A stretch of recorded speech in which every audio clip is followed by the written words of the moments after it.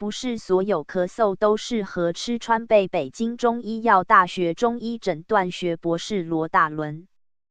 冬季一到，咳嗽又来势汹汹，很多人一咳嗽就被建议吃川贝炖梨，说是效果极佳。如果去药店，店员也会推荐川贝枇杷止咳糖浆。其实这些盲目治咳嗽的方法并不妥，还需对症治疗。冬季咳嗽多是外寒引起，冬季的咳嗽绝大多数是因为受寒引起的，气温低，加上衣服穿得少，就受寒了。所以要缓解咳嗽，就得驱除寒邪。怎样判断是寒邪引起的咳嗽呢？寒邪入侵初期，身体的主要表现是流清鼻涕、打喷嚏、呛咳、头颈后部疼痛、浑身发冷。外寒咳嗽用川贝含上加寒，不管是川贝炖梨还是川贝枇杷糖浆，其中重要的功效成分是川贝。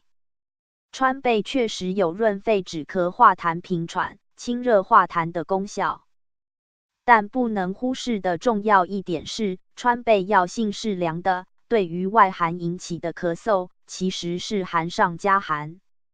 所以对于冬季外寒引起的咳嗽，食用川贝炖梨或是川贝枇杷糖浆，不但起不到抵抗外邪的作用，还会使邪气潜伏下来，导致以后每年这个时间咳嗽都会反复发作。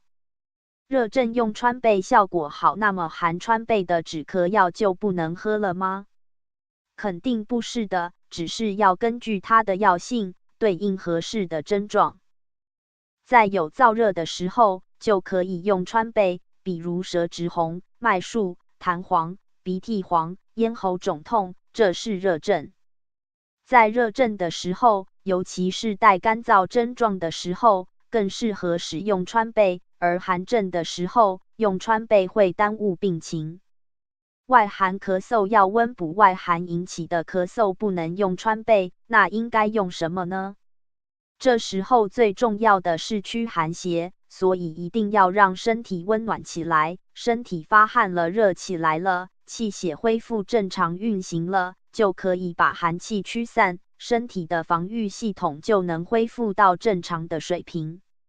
常见的一些温热的方法，比如喝点姜汤、苏叶水，或是用橘子皮泡水。文中图片来自网络斜线编辑董超。